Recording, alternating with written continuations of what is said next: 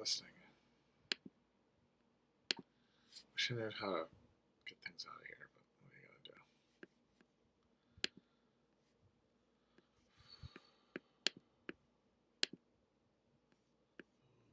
That shark bites with his teeth bait, and it keeps him pearly white. Just a jackknife, as old Mag Heath did, and it keeps it out of sight. You know, when that shark bites with his teeth bait, scarlet billows start to spread. Fancy gloves, though, as old Mag Heath bade, so there's never a trace of red bound out on the sidewalk. Sunday morning, bow, lies a body just oozing life. And now Mag Heath spends just like a sailor. Has it be our boys done something rash? Jenny Diver, hey ho, Suki Tawdry, ooh, Miss Laurie Linda, and old Lucy Brown. Yes, that line forms on the right, babe. Ba-da. Now that Mackie's back in town.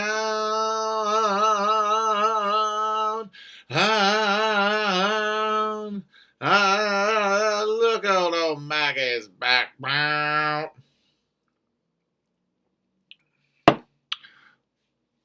Mac the Knife, by as performed by Bobby Darin, but originally Kurt Weill song based on Bertolt Brecht lyrics from the Threepenny Opera. Who doesn't love Weimar culture, huh?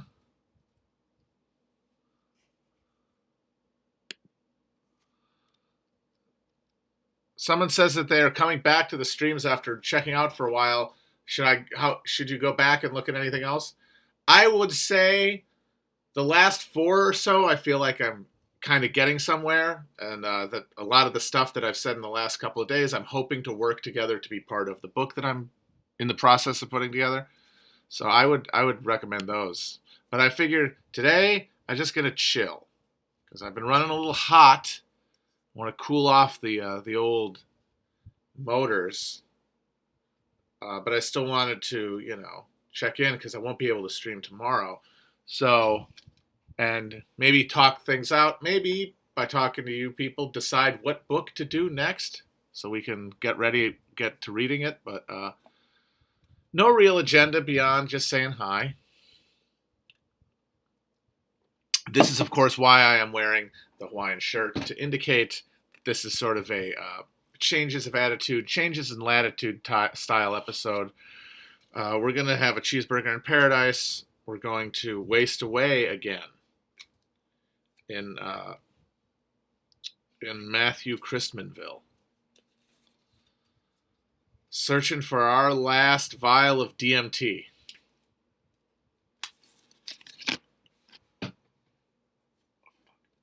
Some people say that it's a long way, but I don't. It's my own damn fault. I don't know if I've ever said this on stream before, but I went to the Jimmy Buffett's Margaritaville restaurant on the Las Vegas Strip a few years ago. It was not where I would have wanted to have fucking dinner, that's for sure. It was just got in late and it was inconvenient to eat anywhere else. And so I figured, all right, I'll order the cheeseburger at Margaritaville, the cheeseburger in paradise, as it were. And I got it, and my God, a more mediocre burger I could not conceive of, sort of almost platonically mediocre. And I'm sorry, but it's the cheeseburger in paradise. Come on, man. Come on, man. How about we get some action on that, Joe Biden, since we're not going to get anything else? We're literally, I hope everyone is ready for this. I hope everybody is prepared to get nothing else from these fucking people. After spending the first 2 months of these people's fucking administration going, oh my God, maybe they are FDR all over again because they just cut a check that Trump would have cut. I honestly feel like everyone has been sort of negligent, including myself, in pointing out during that whole fucking argument about like how radical this was, how much of a departure from neoliberalism or Obama it was, that those checks would have gotten cut by Trump if he'd won. They're the same checks that Trump already cut before. The checks that would have been bigger if the Democrats had not interfered with them. Now, I don't know if anybody remembers this because the news moves at the speed of light now, but Nancy Pelosi sandbagged a deal that would have delivered checks and relief before the 2020 election. This needs to be stressed. She admitted it. And the logic was very simple. A big check before the election guarantees that Trump will win. And the thing is, she might have been fucking right. And so everybody who was rooting against Trump, and that includes leftists who hate Democrats, have to ask themselves, was doing that on behalf of a Biden presidency, was that worth the extra suffering that happened? The deaths. Let's not fucking put too fine a point on it. People died because those checks were late. Does anyone deny that? Could anybody deny that?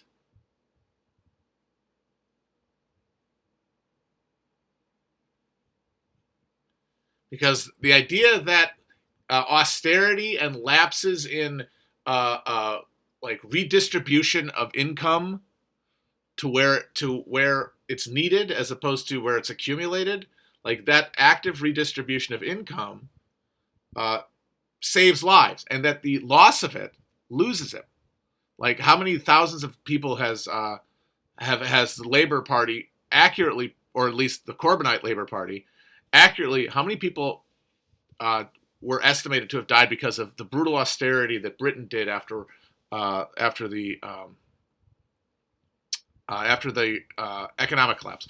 Much more austere than America. I mean, obviously, Obama didn't do a lot, and Obama codified, the mass theft of homes through the dispossession of the people who were the victims, not the perpetrators of the financial crime, in order to pay back the criminals. But in terms of just redistribution, there was stimulus. The Brits did no stimulus because they had a bigger welfare state to start with. And they just started cutting it. And hundreds of thousands of people are claimed and were claimed by the Corbyn's labor to have been killed by austerity. And I think that logic holds. People are on a knife's edge in countries like this, where you are disciplined with poverty, with not just like deprivation, but inability to support your own life, because you can't go out into the fucking woods. You can't sustain yourself. You don't have the skills. You don't have the access to land to subsist. You're at the mercy of the market. If the market doesn't have something for you to do that it wants to remunerate you with money for, then you have no alternative but to actually fall towards being kicked out of the system, being turned into a post-apocalyptic subject, like we talked about how the apocalypse is here. Like, you could have been kicked out of early capitalist systems and fallen out of urban environments in like the medieval era, but the possibility of subsistence existed. Like, skills existed. It would have been dangerous, and you probably would have died, but there would have been at least a idea of viability of a lifestyle. To be kicked out of the market now, with no skills, no access to land, no social networks. This is to be a post-apocalyptic subject. This is to be somebody living in the aftermath of the climate collapse we're all terrified of, or the nuclear war that the Cold War was supposed to result in. Any of those apocalypses, the survivors the lives that you fear happening to your kids or to yourself when you're older are happening right now to people who have fallen out of the market relationship. And that means that the things that sustain you immediately go away, like access to medical care, access to basic nutrition, access to housing, and the inherent stability provided by that. So people are on a knife's edge at all times in this country. More money means people are more stable, less likely to be pushed overboard into an overdose, into some sort of reckless act that causes injury or death, into not being able to deal with a medical condition or getting one imposed on you by your exposure to the elements without being able to sustain yourself.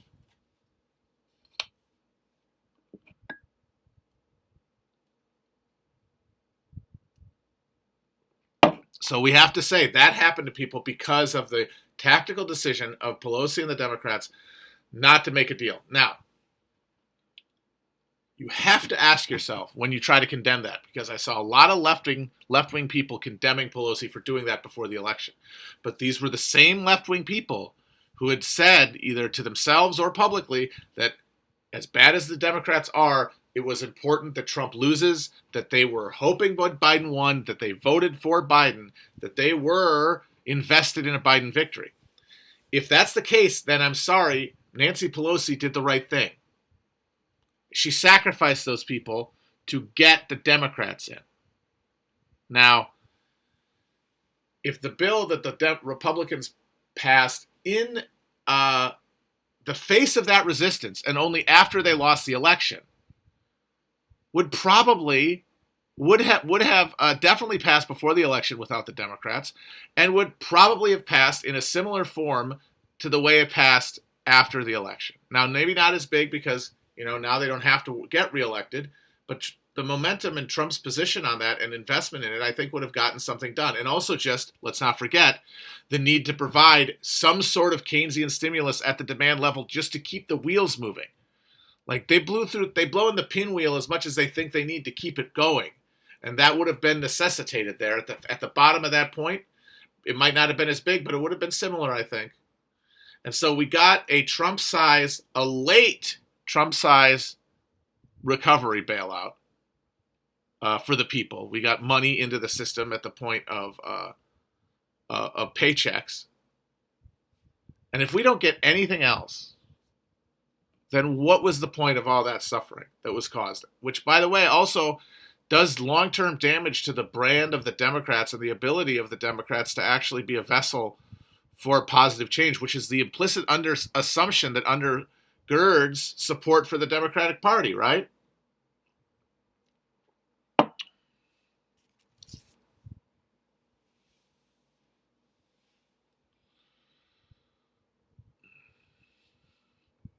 But it's not blame anybody for wanting Biden to win. I wanted Biden to win because I was sick of the whole fucking thing. Like the language, everything was getting too ratcheted up, the emotional fucking tenor relative to the material conditions, which meant that it wasn't going to snap towards some sort of popular revolt. It was going to snap towards some sort of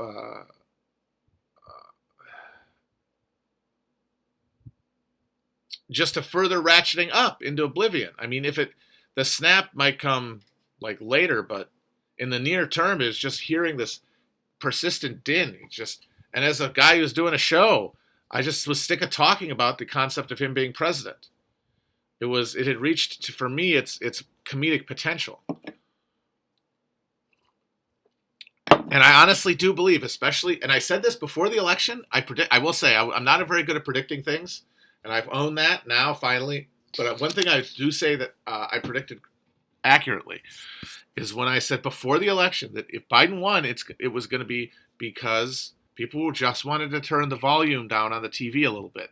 That not a smaller percentage of people were interested in some sort of political Ragnarok, some sort of genuine confrontation. They weren't ready for it because things were too good for them. And when you look at what won the election for Biden, who voted for him, it's clear that that's what happened.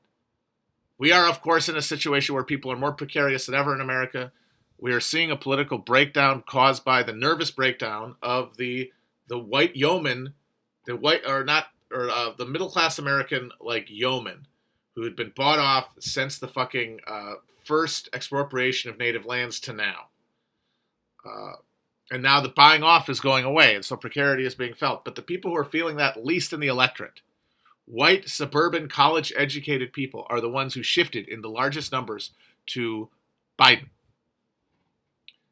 Trump saw his percentage and share and raw number of votes among people who did not go to college go up significantly, and he did gain in working class Latino households. He gained big time along the Rio Grande, which is a heavily Latino area.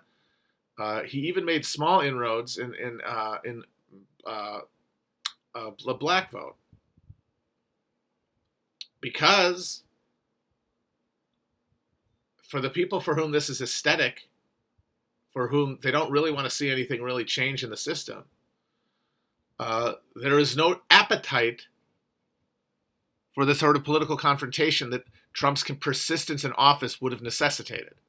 The same way that the persistence of sectoral political emotion is what tipped the balance towards civil war in the 1860s. Because the Civil War was not the product of an economic crisis. That needs to be remembered. It preceded a fundamental crisis between the two modes of production.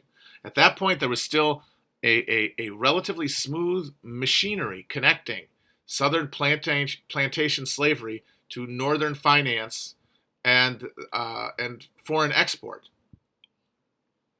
Like the looms of Manchester were kept moving with southern cotton that was moved through northern financiers that got the northern merchant money moved the cotton to New York and then got it to Manchester. It worked, but there were contradictions within it that were going to reach a critical point at a critical material point, at the point when the accumulation of entropy in the system exceeds the technological and social advances that ameliorate that entropy. But we hadn't reached that point yet. It was a political conflict. And right now, the thing militating against all language of civil conflict and collapse is the remaining cargo that we're all fighting over right now. Because America still is, in terms of its standard of consumption and living, comfortable. They have achieved, to a greater degree than almost anybody in the human family right now, the collective dream that we are all imprisoned by now. Now that capitalism is a world system, there can now only be one view of heaven. There can only be one view of the world as it should be sought.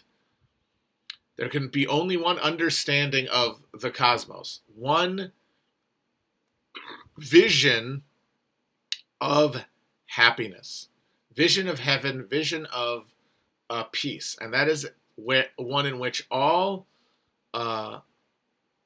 difficulty is amused by convenience.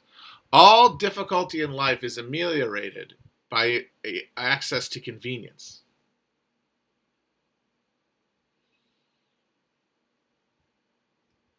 And of course, convenience is bought at the cost of massive exploitation of all living resources. Humans, of course, but even as technology replaces human inputs into the system, that exacerbates the exploitation and oppression of the fucking biome that is carried out by capitalism.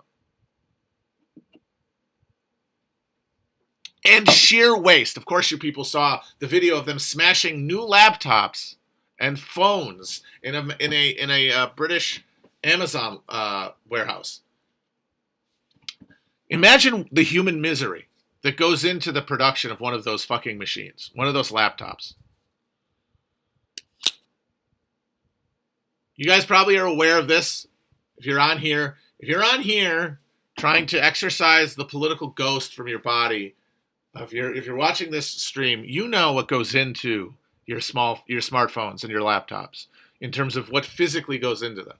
Sure, they're manufactured in the end state in factories in Asia, which are, essentially modern sweatshops. Sure, but far more horrifying than that is that there are precious metals within these machines that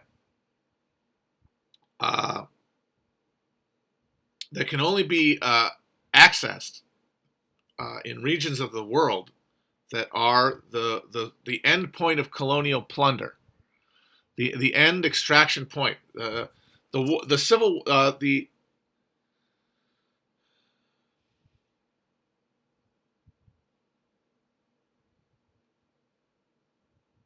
the contours of the Cold War, I would say. The whole wars of the 20th century, the conflict between capital and humanity that defined the 20th century and was won by capital.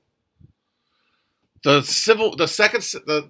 Second World War and then Cold War eras was as a civil war amongst humanity over who was going to be eating shit for the next 100 years. What way the human centipede of progress was going to be pointed. And the winner was the people who weaponized capitalism into a national and then civilizational weapon, a tool of domination of other systems of economic life, other systems of social life. It was, as Niall Ferguson called it in one of his dumb books, the killer app. Like the stuff that created modern capitalism, the soil that capitalism was built in, which was medium state conflict in a context of technological innovation and restraint and a restraint of resources and flows of like trade and stuff. The ferment of early modern Europe and Renaissance Europe, especially after the fucking Black Death, which had come along to wipe away all of the contradictions that had been accumulated by feudalism, because feudalism had reached. I think not enough is made of this. Is that at the point that the Black Death hit Europe, feudalism had reached its terminal point of internal contradiction. It had become completely frozen. It could not respond to conditions. You had in pre-plague Europe, you had this Malthusian pressure of population growth. You had deflation of the currency. You had a breakdown of trade networks. You had a liquidity crisis, essentially. There was no way to facilitate trade, and that's because the social forms were not amenable to what capitalism necessitated, which was the introduction of relationships of estrangement, of social estrangement that were not conceivable by the feudal world because the feudal world necessitated these social bonds. The thing that kept feudalism together was not authoritarianism from the top. There was not enough technologically exertable power at the top of feudalism to do that. Nobody had enough power to assert their will individually. It was a bunch of people on swords with sticks. What they had was social technology. That is the bonds of family, clan, religion that gave people an investment in the outcome of the social project, even if they were getting fucked by it. Even if they were serfs, the thing that kept them from rebelling. And of course, some of them would and when conditions got worse in parts of Europe, some of them would rebel and you'd have a peasants' revolt. You'd have a bunch of people massacred. But those are the punctuations that move you forward to resolve the political problems inherent in your mode of production. But by the eve of the Black Death, Europe was completely stagnated. Feudalism had reached its terminal crisis. And that's when Malthus intervened in the form of the Black Death. Now, the flip side of this, and the reason that Malthus is not a complete description of reality, and why it is almost always pointless to bring up Malthus, is that Malthus did not take into account that technological response to crisis that a civilization, as opposed to just a bunch of wild animals, can come up with. Things like the Green Revolution.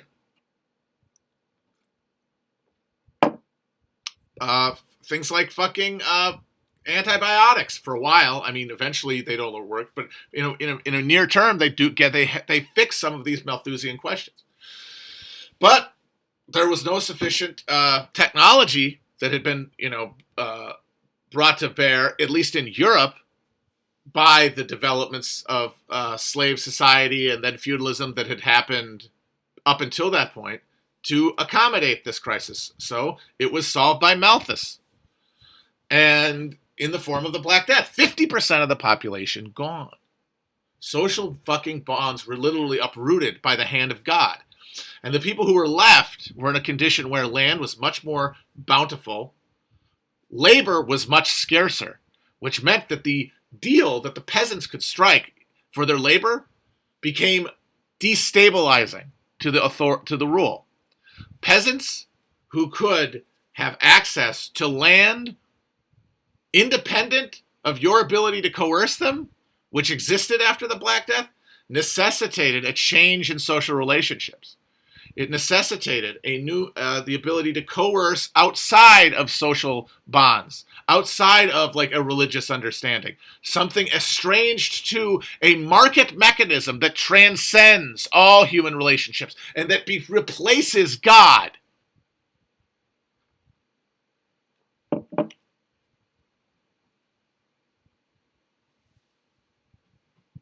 And so that system wasn't going to sustain itself.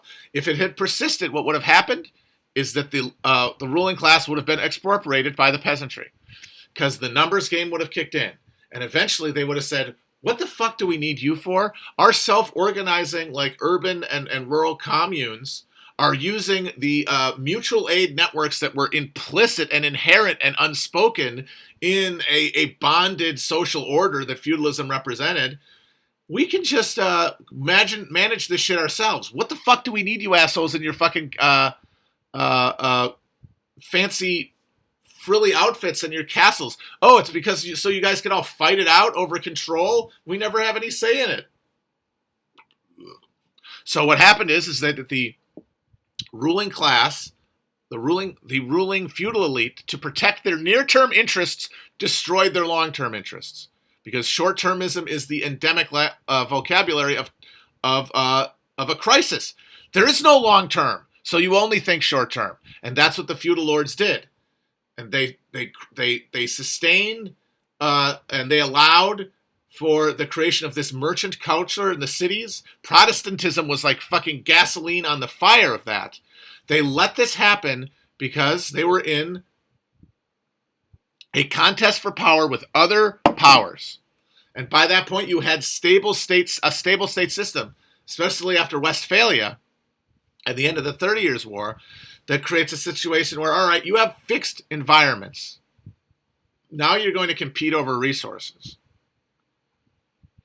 And there is no superseding authority. God cannot help you. This is pure might.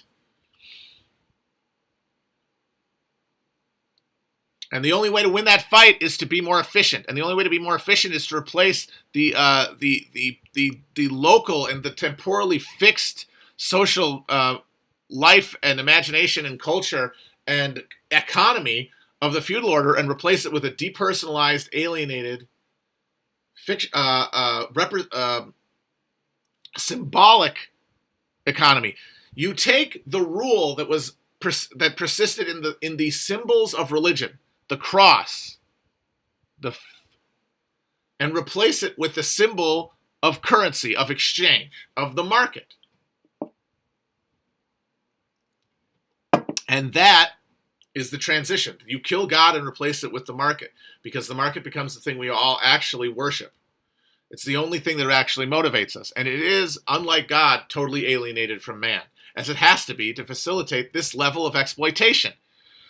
The level of exploitation that would allow you to say, to get back to the fucking laptops they destroyed in England, that the horrifying spear point exploitation that is no different than primitive accumulation in the Iron Age, of putting guns to people's neck and making them dig fucking metal out of the ground, the same way that slaves did in Italy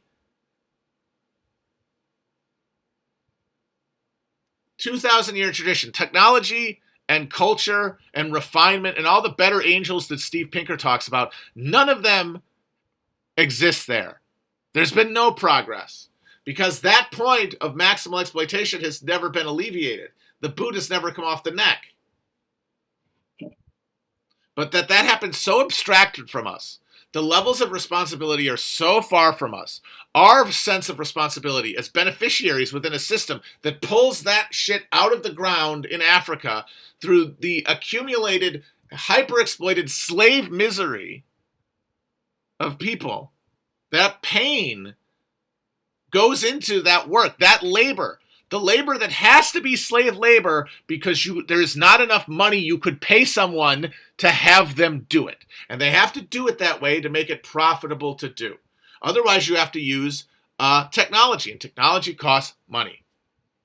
As long as you can buy human labor at the price of somebody holding a gun and not somebody actually doing the work, because you can pay somebody a hell of a lot less to stand around with a gun than you would have to pay somebody to go into a hole and dig out the fucking earth and dig the shit out of there.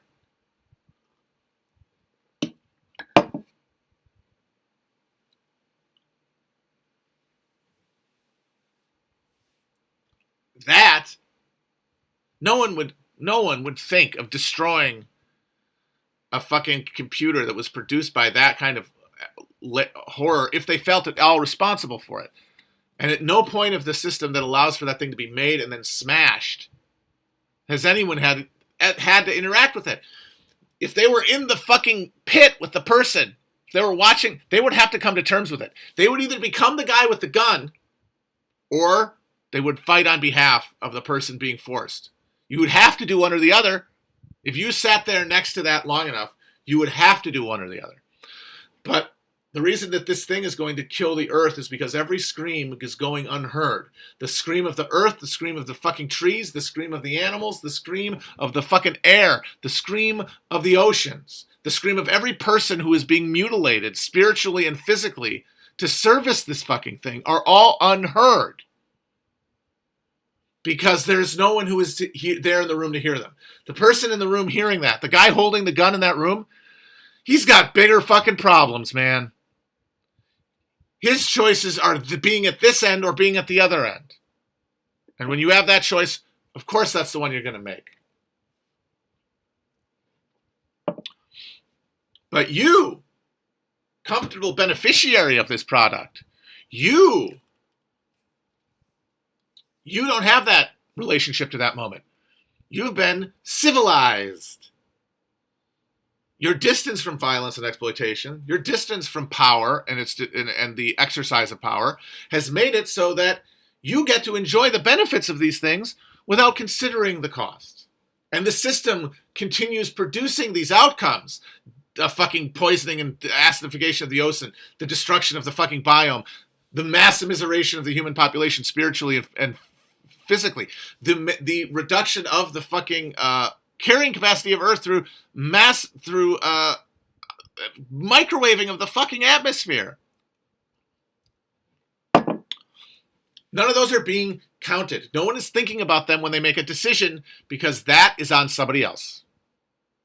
Because like I said, when you're in the room with the most powerful people in the world, there's one person in the room, like Elijah sitting at the edge of the table, who isn't actually there, and that is capital.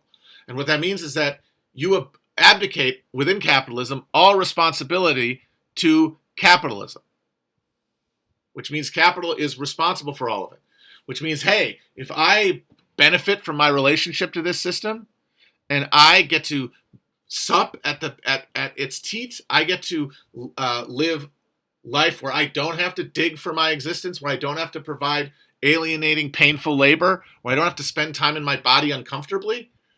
I can do that, but then I don't have to extract it directly from somebody else.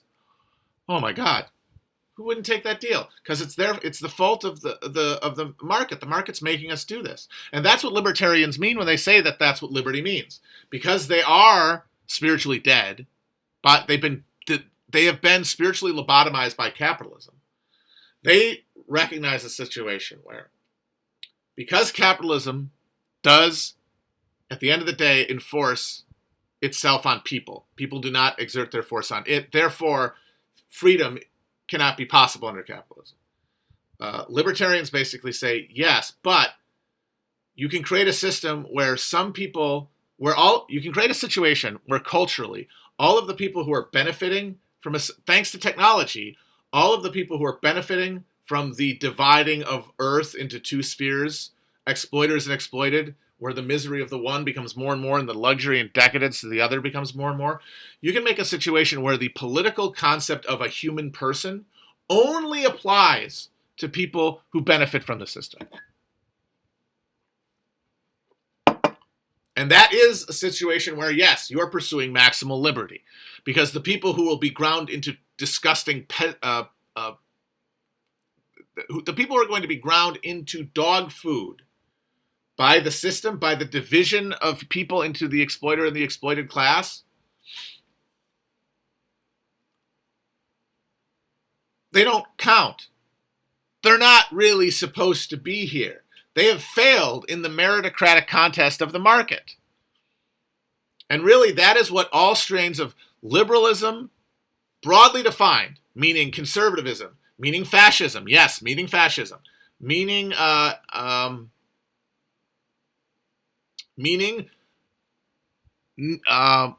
left liberalism, as we understand it, like the vocabulary of the left online and in culture, of social liberalism, girded to capitalism, all of them have the same logic, which is that you're going to, in the future, create a situation where there is maximal hyper-exploitation in your face on the very other side of maximal decadence. And it's going to be enforced by a regime of technology and market relationships. And that is going to be it. And you don't have to actually do the exploiting, but you have to watch.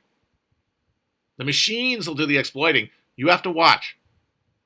And if you're okay with it, if you feel okay with it, and you've created a situation where everybody feels okay with it, then you have created a system of maximal personal liberty. The anarchist dream. The anarchist dream, the libertarian dream. The dream of fully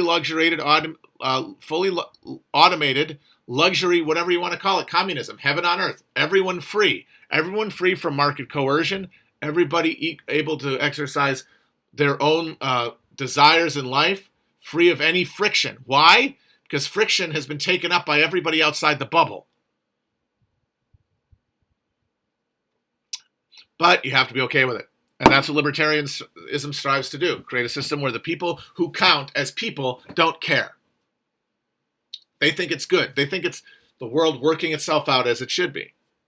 The left alternative to this, and it's the only one, it's the socialism to that barbarism, is the competing argument that we can get to that point. We can get to that point where we're all free in a way that everybody living in the system would understand themselves to be free. Free to live, free to explore ourselves and our time in life, free of the friction of the coercion because of the provision of bounty. Now, is that possible in the near term? Hell no, not even the medium term. But as like a long term, like the way Kim Stanley Robinson imagines it, or even longer, it's certainly possible, but it would have its basis in a political movement that overthrows this notion and replaces it with a bedrock human solidarity as like a religious, as in believed in with the power of a religion to counteract the belief that is to the power of metaphysical in money that currently rules. A counter-hegemonic value system, because it's spiritual. We talk about how capitalism is killed God, yet it has replaced God. It is spiritual. People fight for capitalism with their spirit, as much as fucking crusaders did. They believe what they're doing. Now, right now, they don't have to do much, but kind of watch everything, because the system is running technologically and technocratically. But that's going to change with time as conditions deteriorate. And the violence is going to get more in our face.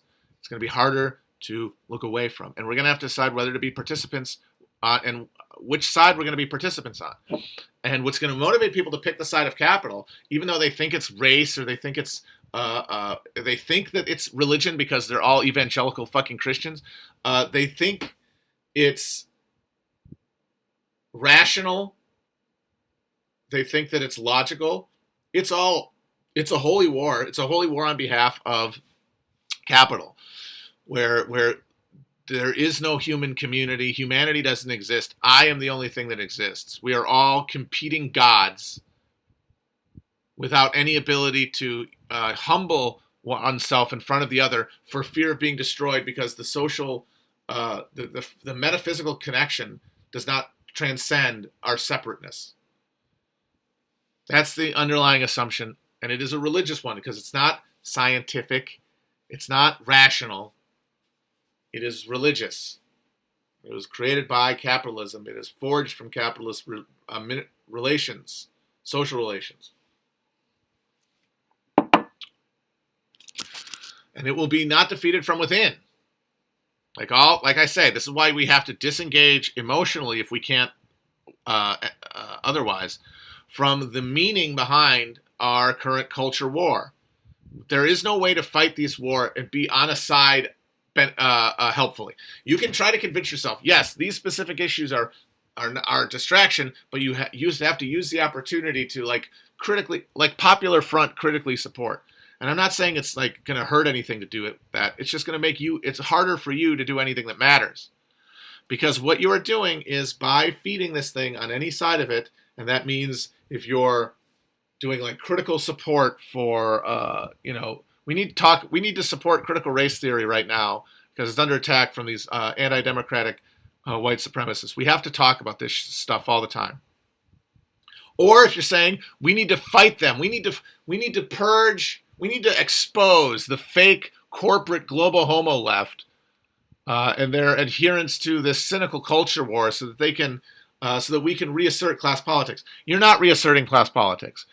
You're reaffirming the general brand of petty bourgeois reaction, national capitalism. That's all that you're doing. Those are the two sides, and you're just providing. You're providing the actual content that makes up this spectacle to replace the actual energy being displaced within the political system itself.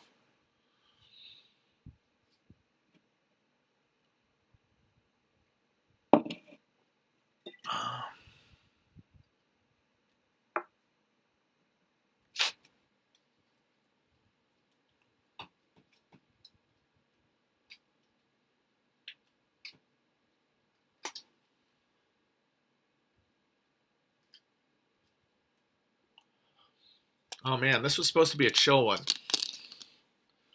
I was supposed to be chill today. Fuck.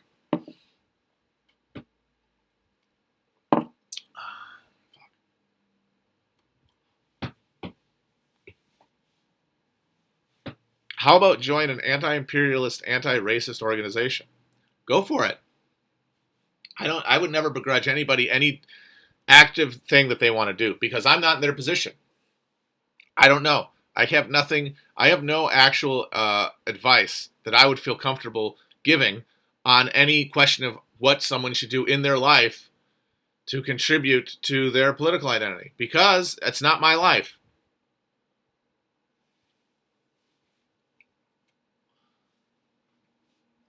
I thought about this today. I was thinking about how one of the real problems, one of the real difficulties in trying to create a cultural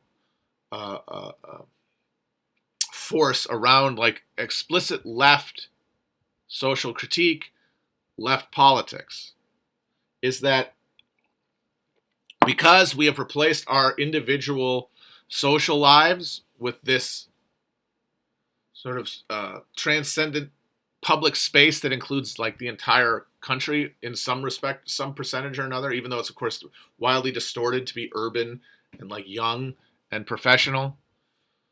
Like that's the demographic of the people who are doing most of this tweeting, the people who make up the culture of it. That's because that's who generates the bulk of consumption of all culture.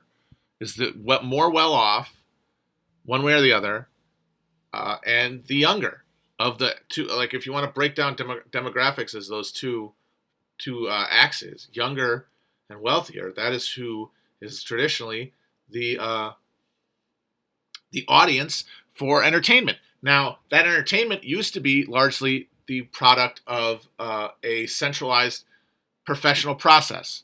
Hollywood movies, television networks, then cable, that kind of stuff. Books published by authors, things that people watched, read, engaged with, newspapers, magazines. Now,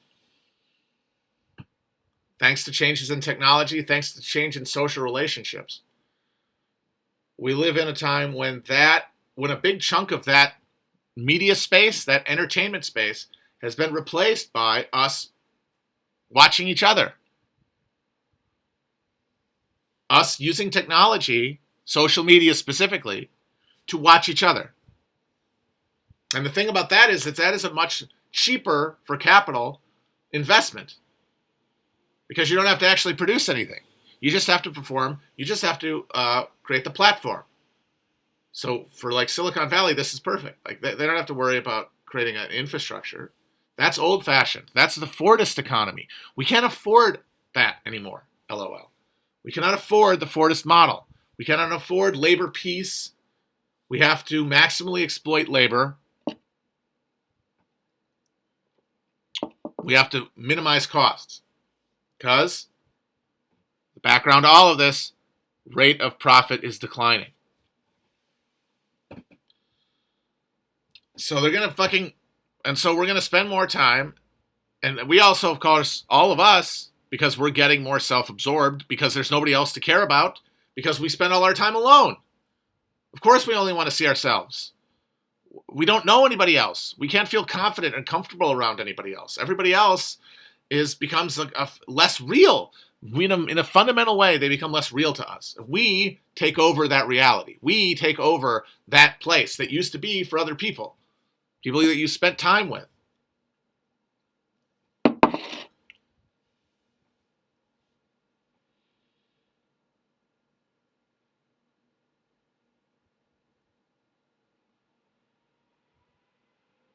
And that's where our political shit is. That's what this is. That's what all politics media is. It's part of this new form of entertainment. It is a genre of entertainment. It is not any kind of countercultural object outside of capitalism that can challenge it meaningfully.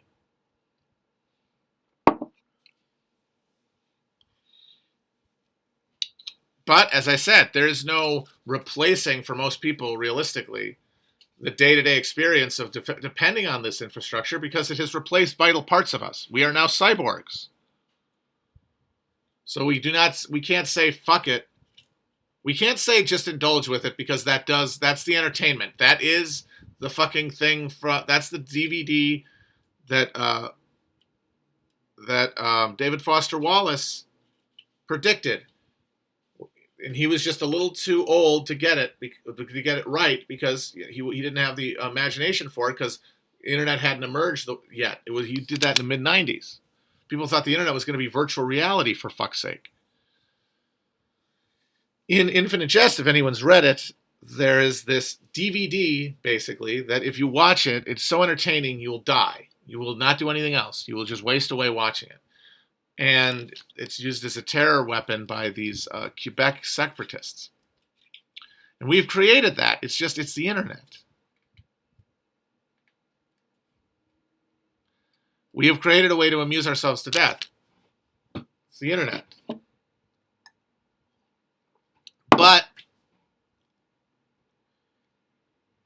one of the consequences of us getting to a point where something like the entertainment is possible means that we have given over a significant percentage of our souls, in that parts of ourselves that form our identity from the internet, because we spend so much time there. And even if we all decide tomorrow to stop, we have spent so much time there.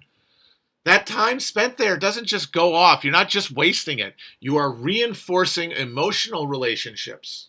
You are having memories that are suffused with emotional connections to certain phenomena, certain things you saw, certain things you liked or didn't like, things you said, things you read. Experiences are being had. They're simulacrum of experiences, but they have real emotional effects that linger physically, that form your understanding of the world. And they're accumulating in a thin gruel. It is like it's very nutrient light, but that's why we get sick. We're spiritually malnourished by this shit, but it still is feeding us, and we cannot get rid of it completely because we have nothing to replace it with. So we have to wean ourselves, not necessarily ever hoping to be totally broken free, because then that creates the anxiety around, am I ever going to actually get there?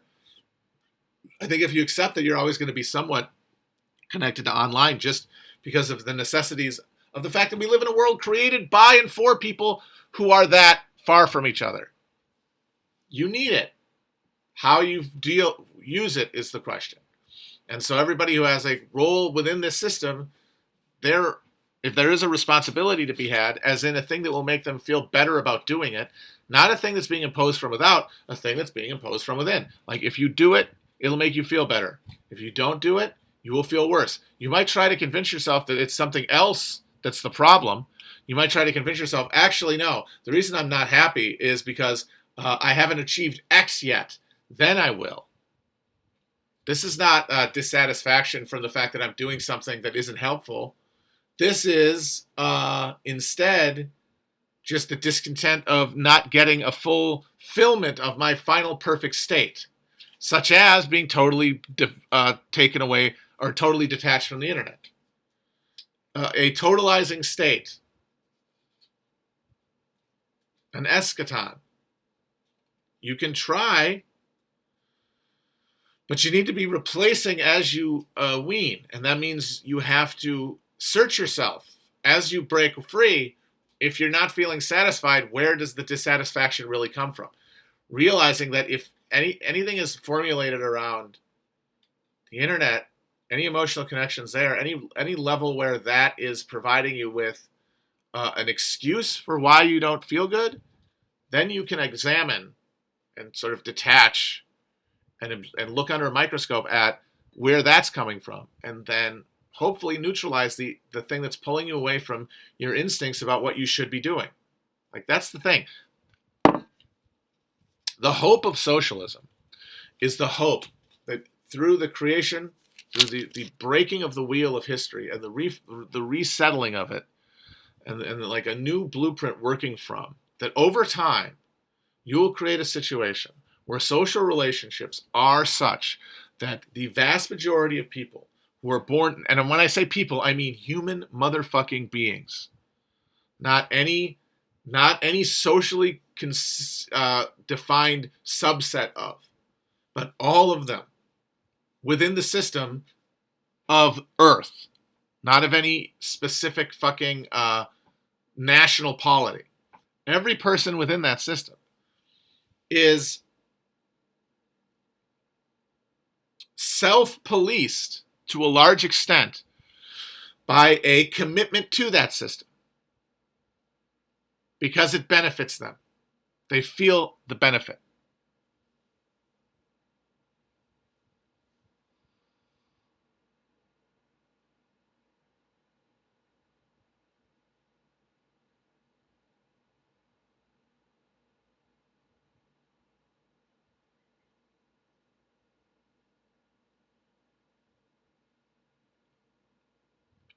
Now, the faith of capital is that that's not possible. That sort of social relationship is unattainable because of the metaphysical reality of human separation. That you can't create a social order that runs on belief in itself. Now, we know for a fact that's not true, though, from human civilization. We know that there are bonds that can transcend the self, sufficient to police a group of people, and sometimes a significant number of them. But it's conflict with other people that generates the disruption of that. Only once you get past the point of there being other people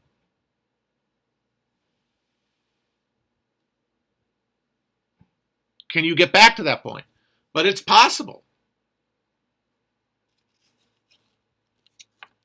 And it's not imposed by pain and oppression and propaganda. It is seeing in your life the benefits of the social arrangement, having good experiences that you ascribe to the social arrangement, and therefore, when you think, should I do this thing or that thing, the thing making that decision is a sense of self that is encompassing outside of the self.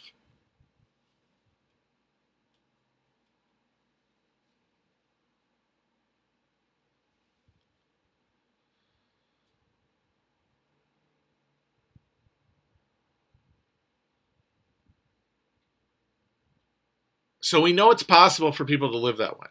And that we just have to get to a point where our understanding of human is all-encompassing, and our degree of technological and our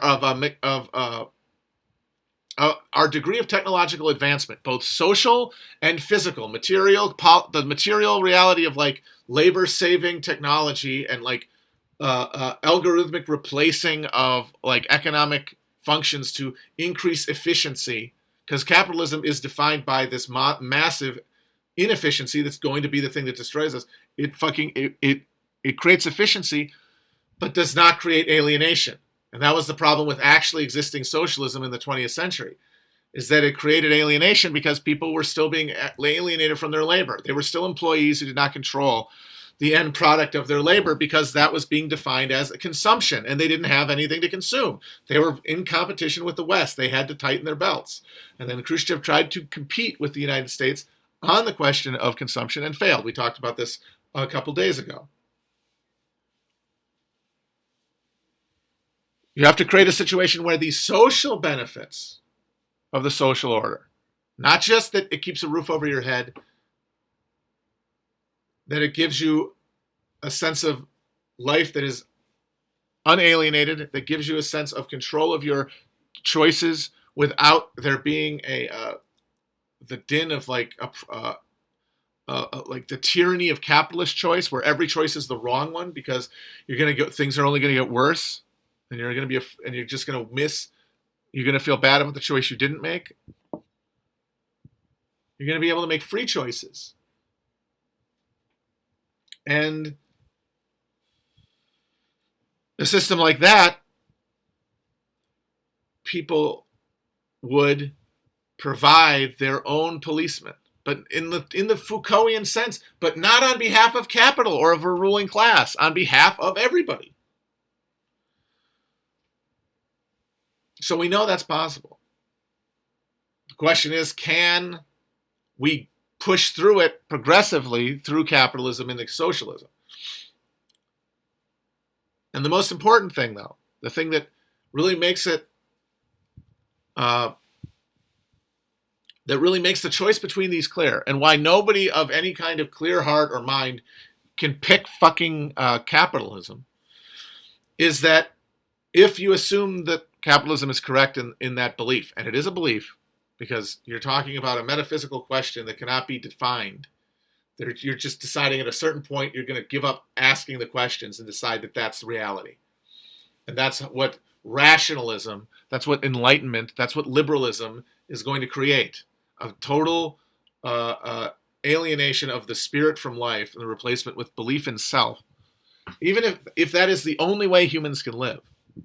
And therefore you should support capitalism and hope you get lucky enough to end up on the right side of the dam, and that you stay in the middle. And if you're an American, hey, and if you're listening to this, you might actually have a good chance at that. Not most of you won't, of course, and that's the whole thing. The vast majority will fall into the mouth of the lion, but it won't matter as long as some make it through. As long as some make it through, that's going to keep a lot of people believing in it.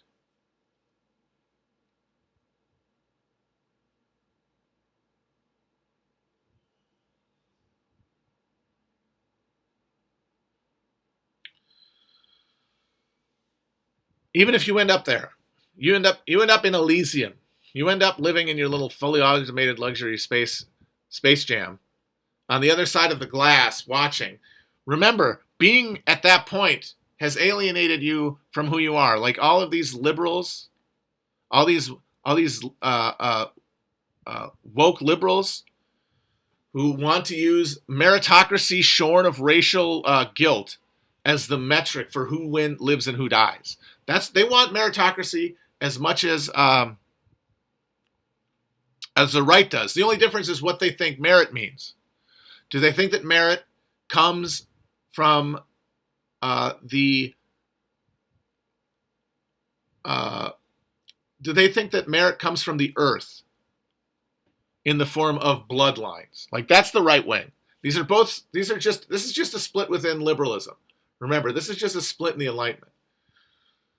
The right, the whole right, says that the line here, the thing that divides humanity into the winners and losers, those who are made miserable and those who feast upon their misery, is the land. It's the blood. It is nature's distribution. God's hand being cast. Whoever rules should rule. The liberal argument that splits off from this, and that has become the non-socialist left too, is no. We make this choice. We as humans get to decide. Well, how do you decide? If we're making the decision, if God, the world, the actual settled conditions don't make it, who makes it? Well, then we make it. How do we make it? There's no metric that works. There's no metric that a person who is making that decision is going to choose to be on the other side. No one will. And remember, the people drawing the line are by definition the people who are being benefiting. This is what a capitalist superstructure is. It is a culture made by the people who benefit from exploitation. Yes, they are exploited too, many of them, but they feel like they benefit. They feel connected to it. They feel power. They're empowered. If they didn't have the power to write the documents and to create the laws and to enforce them,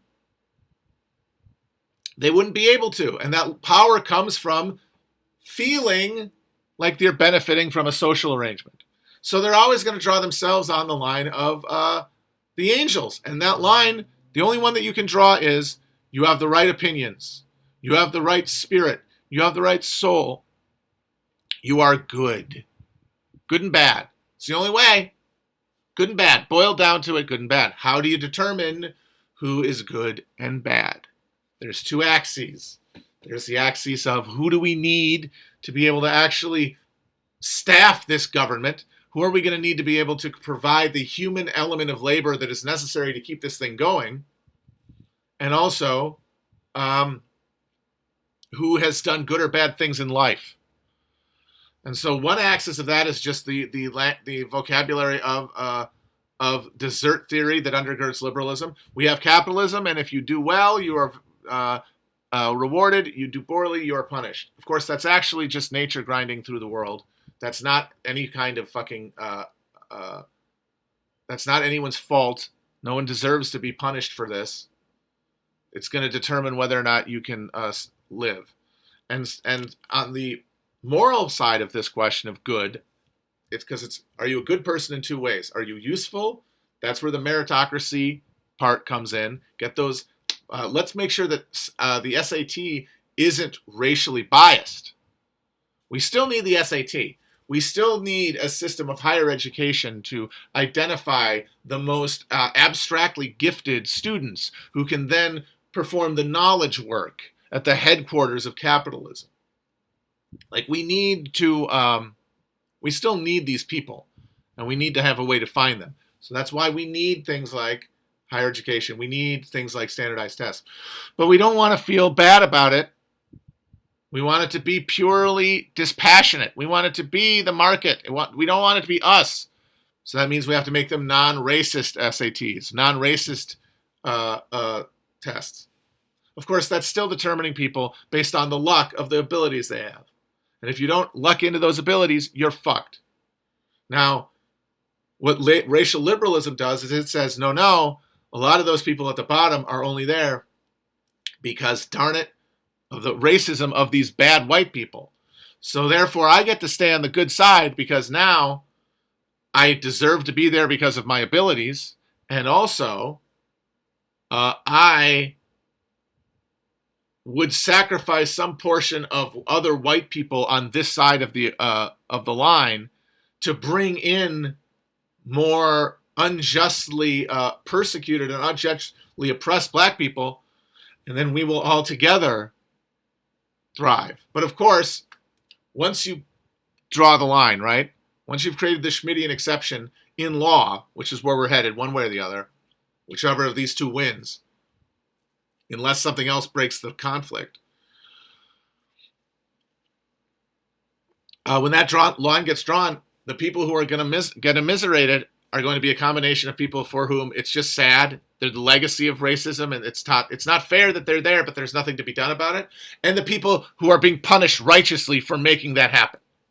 It's your fault. This is your fault, white people. And you get to feel like a good white for condemning the whites, well, just shrugging at the economic necessity of condemning the non-whites.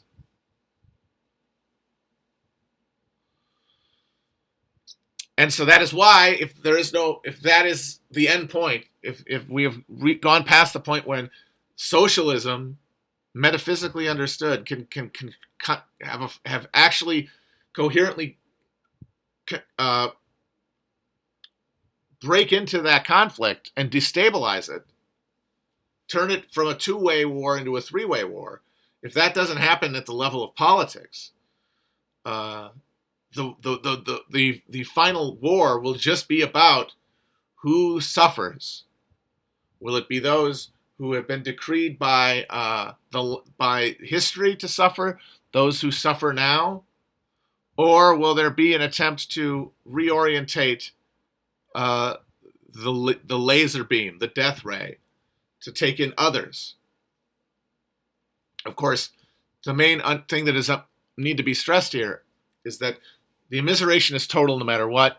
Everybody, the vast majority of people, are going to get ground into jerky. But because we'll be consuming this through the lens of culture, what we're going to see is either one triumphing or the other. But neither one will be triumphing because everyone will be mutually being dissolved.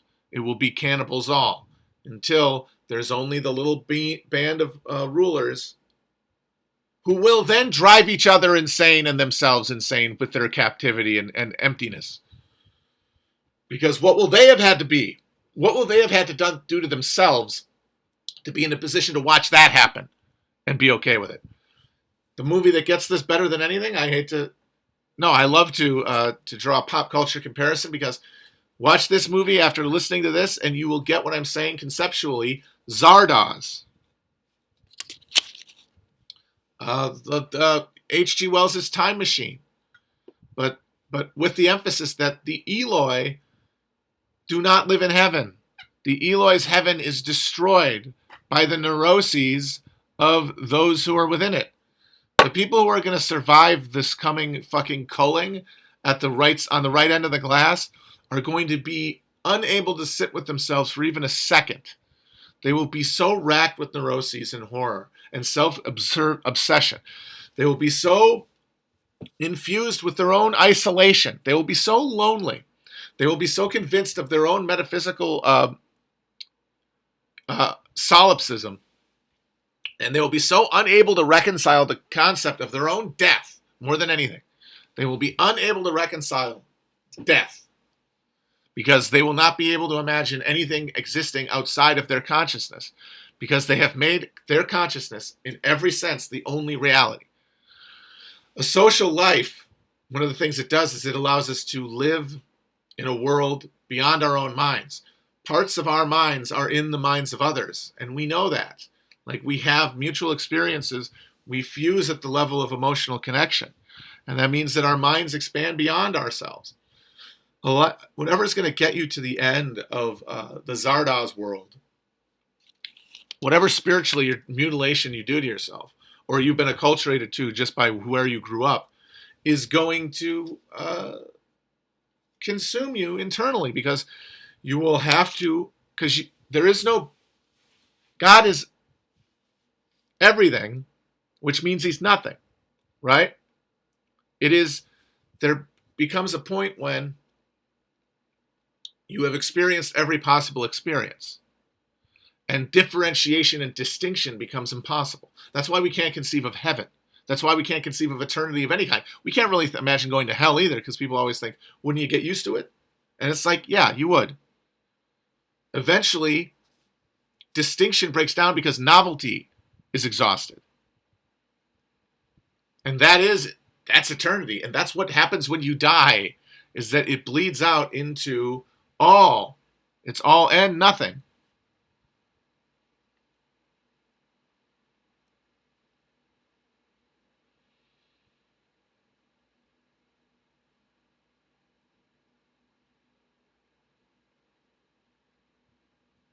So you have to create another. Even if you are God, and you're spending all of your time in your time crystal cube by yourself, and maybe there are other people there, but they're not people like you. They are lesser beings. You have no spiritual connection to them. When you look them in the eye, you don't see another person. You don't even see an animal. You see a thing. So you are alone. You have to create an other. That means you have to, as love has been replaced by hate, as the only people you see are people that you are exploiting and therefore have to hate to make it their fault that they're suffering, means you have to put that hate somewhere. And when there's no one else to do it to, you got to do it to yourself. You have to turn the death beam inward when there's no one else to hate.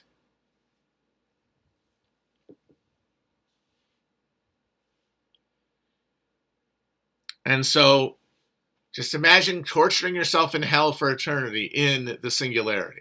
That's where these people will end up. If you give them a long enough time, that's where they'll end up. If they win and win and win and defeat entropy over and over again, if they're able to defeat entropy at every point by just a little more technology, a little more exploitation, they're able to stay ahead of the fucking Reaper.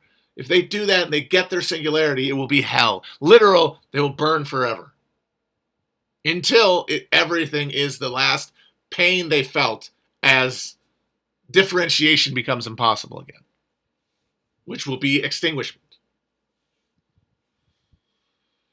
So there you go. Hell for everybody. Everybody alive, every conscious mind will be in hell for eternity. Or every conscious mind will be in heaven.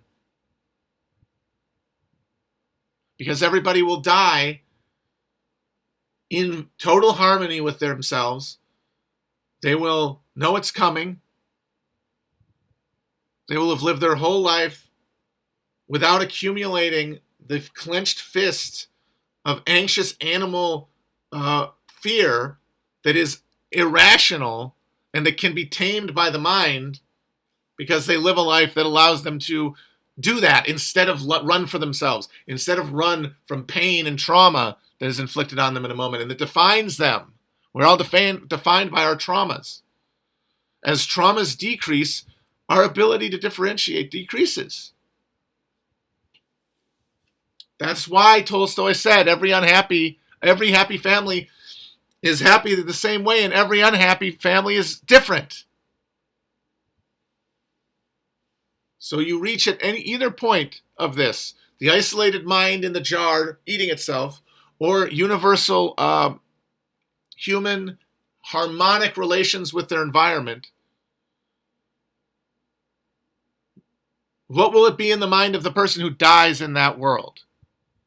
When it finally winks out, when somebody unplugs the machine, or when their natural body naturally changes state, as is fucking determined by the real fucking Bible, the goddamn laws of thermodynamics.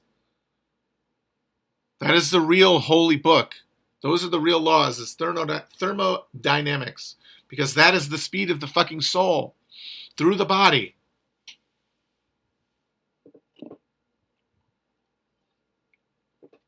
It's ego death eventually. It is eventually the point where all distinction ceases to matter. It is reunion.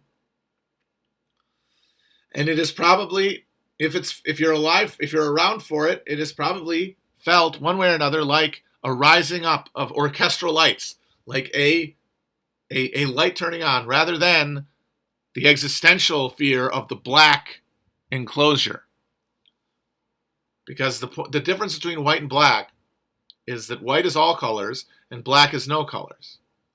So, like, we don't really fear hell. Like, the idea of being poked in the ass by the devil. We don't really fear that. Most of us. What we fear is the Sopranos ending. Now, of course, it's irrational to fear the Sopranos ending for a very obvious reason.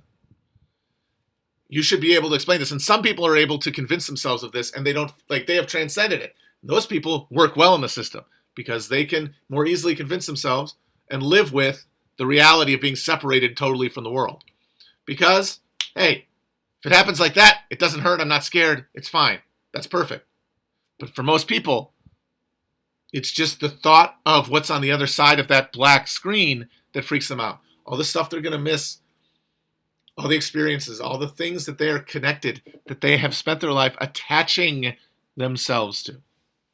That means that your brain is spindling around this inner axle of this black, no colors. That's scary. All colors, no colors is nothing, no knowledge. It is having gone through all of the world in pain and suffering and then just had it be for nothing because you didn't learn anything. White is all lights. White is all knowledge. Light is as the body drains of energy, as that DMT burst kicks in, as all of those little things in your brain, those little receptors spin at a rate that they never could in your normal life for even a second. You are aware of things. You know more. The more you learn, the less pain and fear can really hold you. The less you can be afraid, because fear is just ignorance. This is dumb, like Yoda shit, but it's all true. Like, this is one of the really difficult parts of trying to communicate in the postmodern era, is that all the most true shit is banal. You have to fill it, though. Like, the challenge we all have is to fill banal truths with meaning in a way that is convincing. And that means building different structures and different new symbolic orders around them. But the central fucking principles are the same.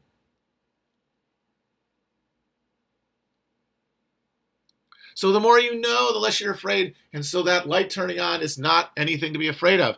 And so you can live your life with that lightness, with that light as the spindle. And that is what people think of when they think of a belief in God.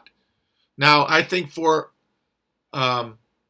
convinced Christians, I think that the metaphors around Christianity and the symbols of Christ, they represent all that good feeling. All the stuff that accumulates from a life, luckily well lived in a position to love. Like, it's as great or little as your experience of love.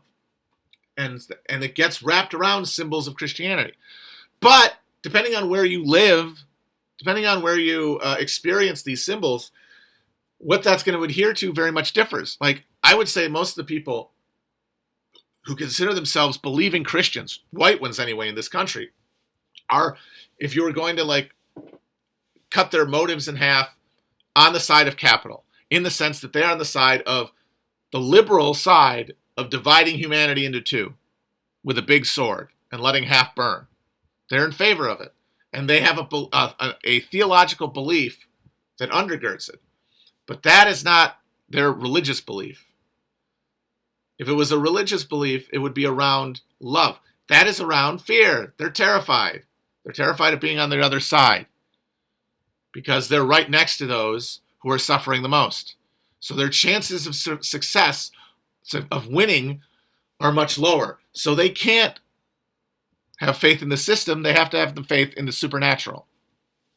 They have to believe that if they die of a heart attack at a fucking water park, that they will go to heaven. Not that like they're going to make themselves feel good about the life they live now through ease of consumption and ease of fear that come from being nestled in the bosom of a gentrifying neighborhood where you get to consume like a fucking aristocrat, but without any of the guilt of it, where you get to live the life of someone in London at the height of the British Empire, someone enjoying a tea on the veranda of a fucking slave plantation.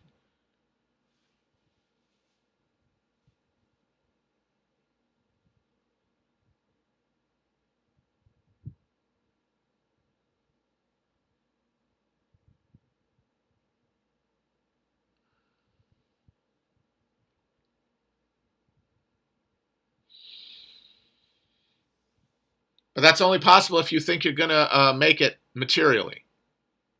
And those are our knowledge workers, and also are very rich people, like landowners and stuff. But like people on the edge, they're powered by their fear because their life has been one of fear. They have been traumatized. They've been traumatized by the economy, or they've been traumatized by other people in their lives.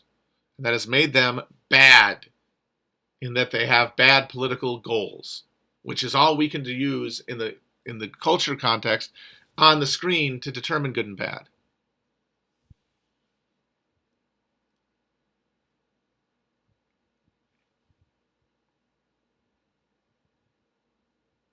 But it's not their fault any more than somebody who commits crime because of racism. It's their fault. Now, people have different degrees of like responsibility to the moment, and political responsibility that has to be weighed out, apportioned to their relationship. But that's not about morality. That's about their class position. That's about where they are in the machinery of exploitation.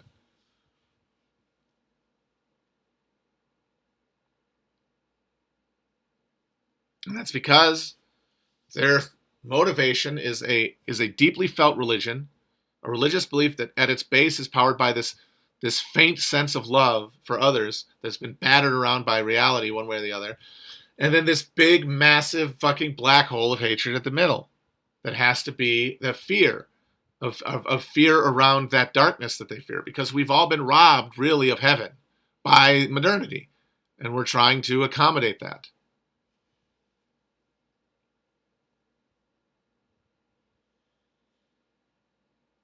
Oh, man, I remember why I was even saying this. I'm going to wrap it up now, finally.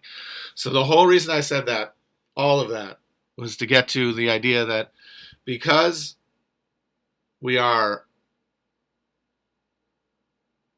trapped in a cultural conversation dominated by two ends of this liberal spectrum, because these are the people who consume politics and make it both in the people who do fun film and television, but then the vastly larger number of people who make up the social media conversation.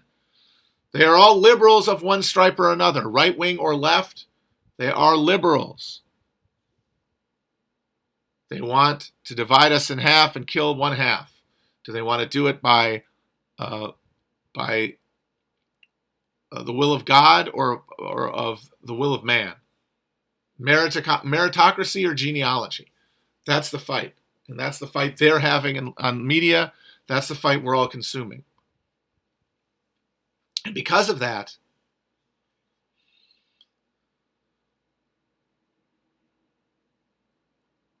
even though the places in our lives where our political engagement in like electoral politics would be best used are at the local level by definition, because that's where you have actual local information.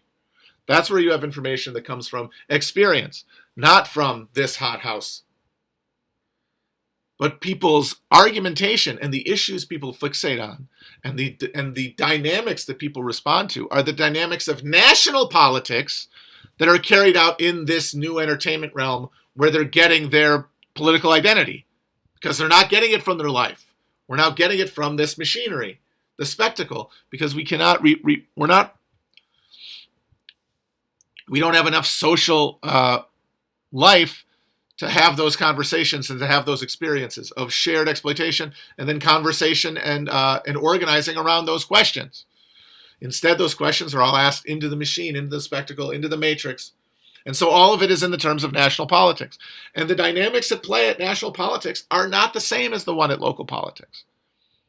And that means that people who then try to apply themselves to local conditions end up being, in many ways, stopped from being effective by what they're bringing to the question from their political observations of the internet, their culture war fixations on the left and right.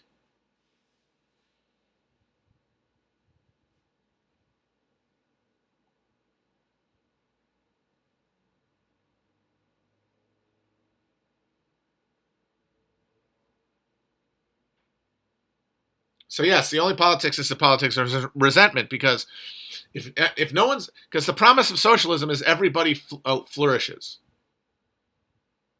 Everybody, as Al Slovic said in Caddyshack, everybody gets laid. Either everything is play, or, as Judge Holden said, everything is war. Those are the two sides. They're the same social end through the looking glass. One is post-scarcity, democratically distributed. The other is scarcity, violently disputed over. Those are the two things that you're looking at. And the political debate that we're all engaged in is being conducted by and for people who either consciously or unconsciously have decided that the answer is war.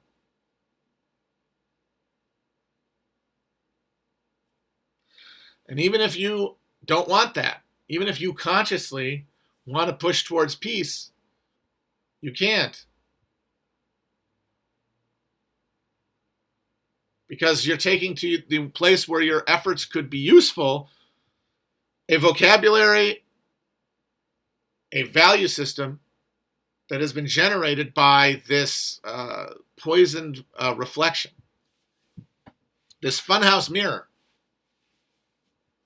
And of course, that sounds like hopeless and nihilistic, but it isn't, because if it's like the Rocco's basilisk thing. If you've heard this and you are convinced by it, then you still have to act. That's the thing about all of this, is that if everything I say is true, at the end of it, when you get to, okay, that's true, now what? Your answer can only be found outside of that text. And if you have to look elsewhere, I would suggest you look to the world around you. You should look to the things that occupy your vision and your sight and your smell and your voice, because those things are the only experiences that will tune you towards the resonant of the only ones that can turn you to the resonant frequency of humanity. Because if you know this, if you believe this is true and you still just do online stuff, you're not going to feel good. You're going to feel bad. You're going to feel tense because you're reinforcing separation. You're reinforcing your commitment to something that your heart doesn't want you to do. Your heart knows is wrong, because now you know you don't even have a selfish reason to pursue this, because that's just the irrational short-termism of capitalism reproducing itself culturally. The wise decision is to be genuinely altruistic, because then even if you fail, even if your efforts are not rewarded by people responding because they're too selfish and they've been made too selfish, you still feel love. You don't feel fear and resentment. If your happiness depends on your personal pleasure, then you're going to be on that. You're going to always be on the tender hooks of, what am I doing to deserve this pleasure? Because this pleasure is at someone else's expense. Because you know that. You can't not know it. You can't unknow it. You can't talk yourself out of it. And so when you get to that end point, when you've confronted your anxiety at its deepest root, and you can no longer find another explanation, you can no longer put it off on a neurotic flight of fancy because you can identify those, then you actually have to confront what you're doing with your time. But the answer can only come from within. It is a response to the passions. It is not reasoned from, because you're reasoning with the vocabulary of your enemies. You're using the tools in the real sense, because like I think in material sense, like in terms of structures of power and stuff, you absolutely use the master's tools. Are you kidding me? Those are there to be used. They're great. They're tools. But when it comes to making decisions about those tools, you can't be operating from market logic. You can't be operating from the pessimistic assessment that all humans are fundamentally alienated and cannot be brought back together. If you believe that, you cannot persist in effective socialist activism or self-conception.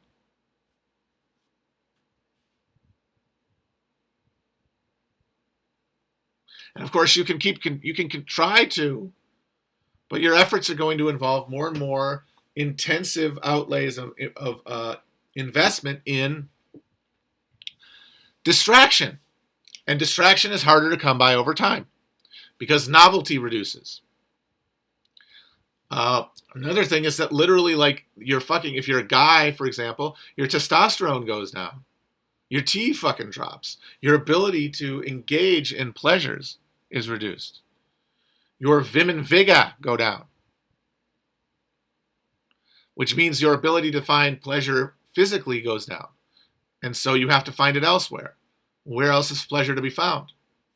In the hedonic calculus, there's no room for love. There's no room for feeling because it can't be priced. It's priced out of the equation. The only pleasure left is resentment. Seeing your enemies in pain. That is it. So for the liberal and the conservative, as it gets harder, as they get older, and as they get less money, and are therefore able to indulge, they can afford to indulge themselves less, are less stable, are less able to enjoy comfort. Both of those things are going to increase their misery and their need to accommodate for it by rescaling, rearranging the scale on the hedonic calculus, like rebalancing it towards pleasure so that they have a reason to keep getting up every fucking day. And some of them don't. A lot of them don't, which is where deaths of despair come from. But the ones who keep on the treadmill are going to keep fucking running faster. And that means they need more and more indulgences. And that means that their resentments need to become more a part of their lives. They need to be able not just to see someone owned on the internet, but to see somebody despoiled physically in front of them. Maybe carry out violence against somebody. Becomes the only way to gain pleasure, gain experience of pleasure and not alienation and fear and misery and physical pain that is accumulating. That only comes by seeing others despoiled, seeing others in pain. And the war that's coming, the political war that's happening right now, the political meltdown of the meltdown of the brain, the final schizophrenic break of the middle-class American brain, is between those who want the other to suffer in the form of a defined, racial ratio, just an other. They want to destroy the other. And then there are the ones who want to destroy themselves. Among the whites, anyway. The whites want to destroy whiteness. They really do. And then the minorities on that side also want to destroy whiteness for very good reason. Because they see whiteness as being responsible for their misery. And whiteness, as in the actions of white people, absolutely are. The actions of white people are absolutely the result of black people's low, relatively high level of social alienation and misery. There's no question. If you strip it of moralism and you just say white people doing things for one reason or another, then the answer is yes, it's not difficult. So of course they want to extinguish whiteness. And of course, guilty white people would want to extinguish whiteness. And then on the other hand, you have largely, but not entirely, a desire to extinguish another that is partially racially defined, but not entirely racially defined. All the other elements are permeable to a point of distinction. And that distinction runs, I would say, nationally. So you have the phenomenon of the racially integrated Proud Boys. You have the exceptions that literally do prove the rule.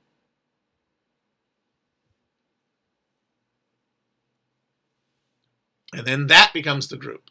So you destroy the other, you destroy yourself. And that is the fight going on in the culture.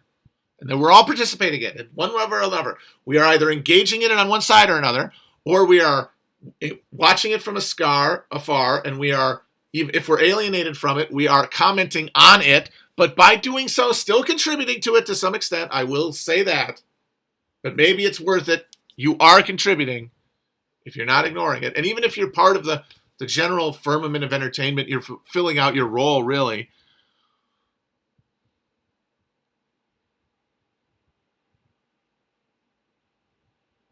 You're part of that argument. And you can't disengage from it. It's what we all have. It's what we have instead of identities, is our role in this spectacle. Because that's where we're a cyborg. That's where we've offloaded our brains. That's the ghost acreage of our minds, our conscious minds. And that now defines us.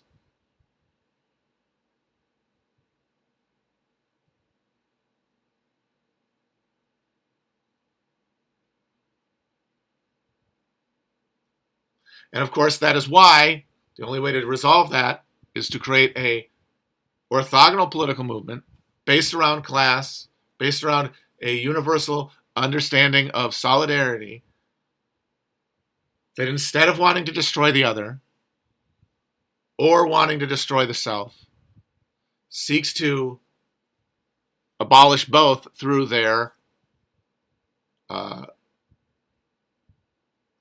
synthesis. This is the synthesis at the heart of the dialectic, at the psychological level, is to bring together as a social reality a new understanding of the self. Because when we say self, we're not saying like at the end of this we're not recognizably human. No, we're as able to recognize ourselves as we ever are. Because remember, we're all different people all the time. It is our brain that's creating a narrative of continuity. And that continuity is created by the brain. It's not imposed up from the outside of it. It is us. And it's generated by our social conditions. And so the self is destroyed. The other is destroyed. And what comes from them is a synthetic self, where the other has been incorporated into the self in a way that would not be recognizable to the person on the other side of that interaction, which is why the white nationalists are right to say that whiteness is under threat. Because yes, the notion of whiteness as it currently exists as a category of identity that we carry with us, that will be abolished if socialism is triumphant over time. It's not going to happen overnight, and it's not going to happen before a change in social relationships, but it could be over time generated by a change in social relationships.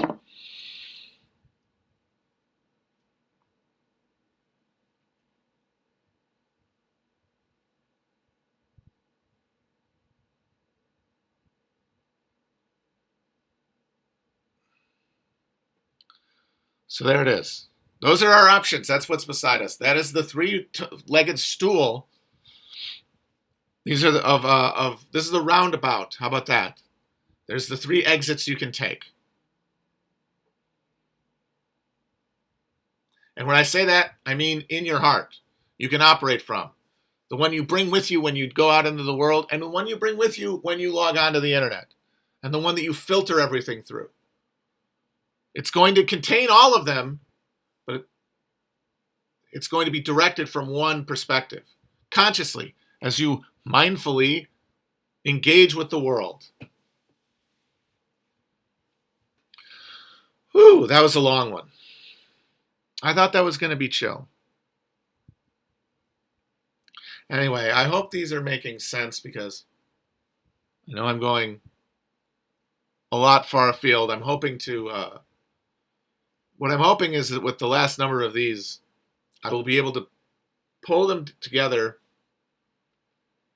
and then pull them apart and like build a chain of argumentation that connects these.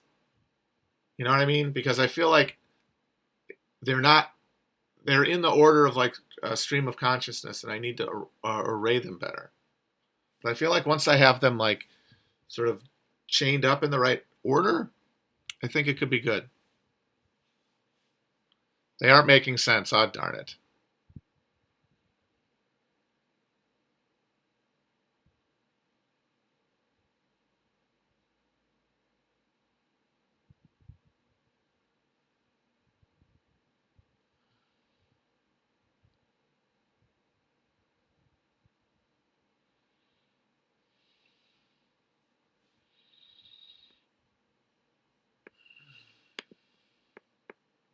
Bye-bye.